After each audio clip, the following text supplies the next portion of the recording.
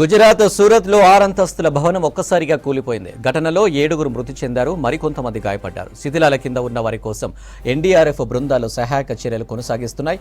2016లో నిర్మించిన భవనం కొన్ని రోజులుగా కురుస్తున్న భారీ వర్షాలకు కూలిపోయినట్లు తెలిపారు పోలీసులు. దగ్గరలోని ఫ్యాక్టరీల్లో పనిచేసే కార్మికులు ఈ భవనంలో నివసిస్తున్నారని తెలిపారు.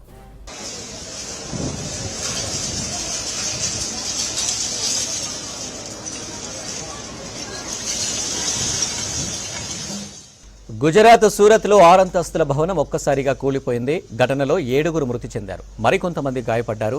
శిథిలాల కింద ఉన్న వారి కోసం ఎన్డీఆర్ఎఫ్ బృందాలు సహాయక చర్యలు కొనసాగిస్తున్నాయి. 2016లో నిర్మించిన భవనం కొన్ని రోజులుగా కురుస్తున్న భారీ వర్షాలకు కూలిపోయినట్లు తెలిపారు పోలీసులు. దగ్గరలోని ఫ్యాక్టరీల్లో పనిచేసే కార్మికులు ఈ భవనంలో నివసిస్తున్నారని తెలిపారు.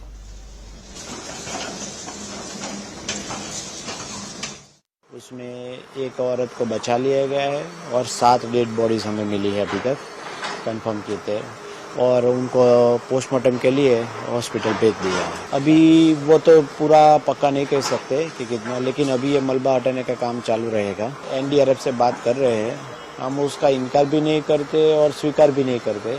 4:30 बजे के लगभग पहुंचे और तभी से कंटिन्यू ऑपरेशन चल रहा है। 7 विक्टिम्स अभी तक रिट्राइव किए गए हैं और अभी जैसा आप देख रहे हैं कंटिन्यू ऑपरेशन चल रहा है। एक फायर डिपार्टमेंट द्वारा लाइव विक्टिम भी हमारे आने से पहले एक रिट्राइव कर लिया गया था। कितने फंसे होंगे वो तो क्लियर नहीं बोल सकते, लेकिन अभी ऑपरेशन चालू है, अगर और भी हो सकता है संभावना जताई जा रही है। मलबा हटाने में तो अभी ज़्यादा टाइम नहीं लगेगा, अभी 2-3 जेसीबीयाँ चल रही हैं।